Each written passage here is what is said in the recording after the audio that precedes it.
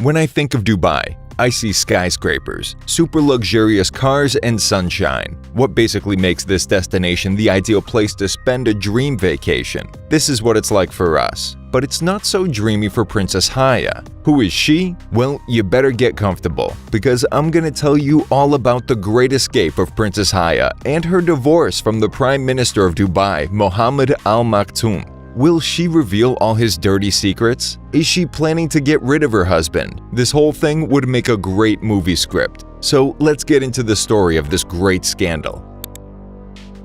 First, I have to tell you about Mohammed Al Maktoum. This guy is already 70 years old, and he's a sheikh and the Prime Minister of the United Arab Emirates. So that makes him the ruler of Dubai, and automatically he's one of the richest and most powerful men on the planet. Thanks to him, Dubai became a global city, and he's created Dubai's most famous landmarks, like Burj Khalifa and Palm Islands. Besides all that, this man has 6 wives. Yes, and Princess Haya is one of them. If you don't believe, according to the report that Forbes magazine released last year, his net worth is valued at $18 million. You may say that there are people who are more wealthy, for instance, Jeff Bezos. And you're right, but to the fortune of the sheikh, we would have to add the millions of dollars that he makes every day off the oil trade. This man is a great businessman, but he's not such a great person. Why? Well, it's time to talk about one of the 30 children that Mohammed has conceived in his 70 years of life with his 6 wives. Let me tell you about his daughter, Shamsa Al Maktoum, who in the year 2000, at just 18 years old, tried to escape from the grip of her tyrannical father. I still haven't explained why Mohammed is so evil, so here you go. Well, the escape took place while Shamsa was on vacation in one of the mansions that her father has in the United Kingdom. After that, she stayed with her friends in an apartment in London.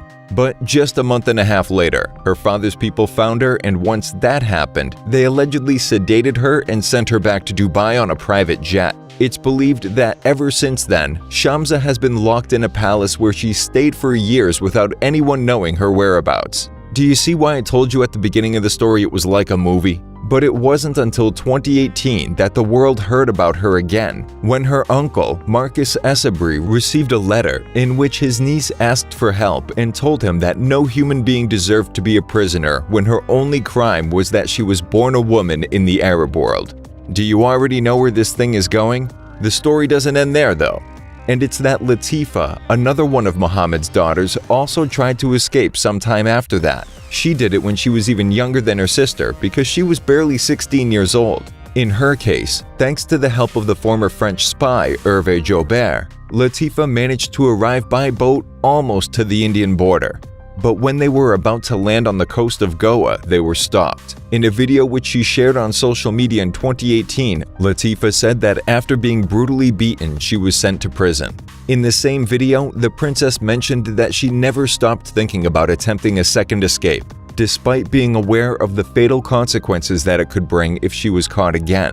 And this is what really happened. The princess tried to escape again, but she was caught and hasn't been seen since March 2018. As she said, her father was able to take the life of even his own daughter if his reputation and ego were in danger. Fortunately, thanks to her courage, the controversial and revealing video that Latifa shared caught the attention of governments and international human rights groups. But guess what? The sheikh's 2 daughters aren't the only 2 women who tried to move as far away as possible from him. It's also one of his wives, Princess Haya bint al-Hussein, the daughter of the late King Hussein of Jordan. If you're thinking that this woman is the classic princess who married a prince and they just lived their royal life, nope, it's not like that. Haya, besides being beautiful, is also an educated and sophisticated woman.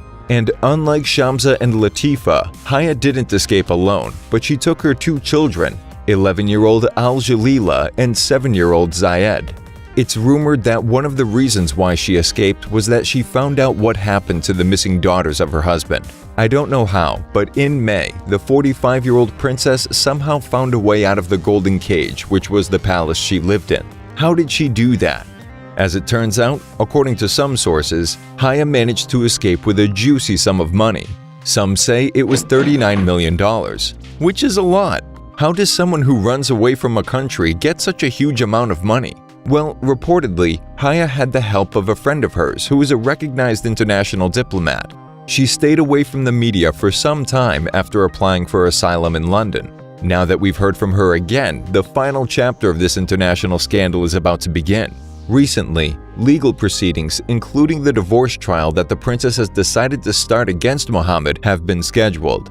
In the legal battle, besides demanding the protection and legal custody of their 2 children, allegedly Haya also wants to ask for child support estimated at almost $6 billion. The trial that is about to start has dominated the international press, not only because of the scandalous event which revealed that the wife of one of the most powerful men in the world has decided to escape from his claws, but also because surely during the trial, Haya will reveal the truth and expose all the secrets of an oppressive and abusive regime. In addition, according to a report from ABC, a great responsibility lies within the English court. Because if it rules in favor of Mohammed, the princess will surely lose a lot of credibility and will receive a lot of international criticism. By the way, this guy allegedly intends to send his wife and their 2 children back to Dubai. But Haya has already requested a forced marriage protection order, which protects the children from being married off against their will, and what's called a non-molestation order, a restraining order which is granted to people who are victims of domestic violence. By the way, something that has also strongly attracted the attention of the media worldwide is the name of the lawyer who is defending Princess Haya, and it's because Fiona Shackleton, nicknamed Steel Magnolia, handled Prince Charles' split from Princess Diana, as well as that of Paul McCartney from Heather Mills. But don't think that only the princess is represented by a highly recognized lawyer.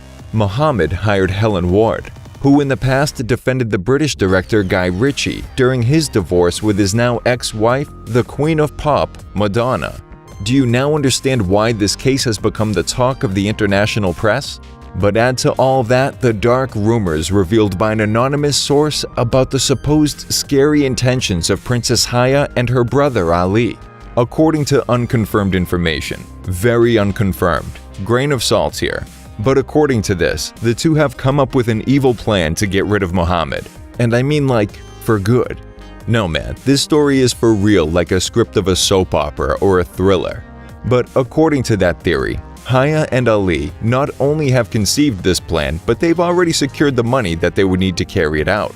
In fact, according to that version, it's the princess's supposed lover, Russell Flowers, who would be in charge of carrying out the necessary negotiations with the bad boys who would be in charge of doing the dirty work. Well, it's been rumored that, now we're a rumor within a rumor. It's been rumored that he's already gotten in touch with the Russian mafia. This would make an excellent script for a movie, right? Wait, maybe that's why Haya needed all the money with which she supposedly ran away. Seriously though, I find it super hard to believe that an Oxford-educated United Nations messenger of peace would even consider this.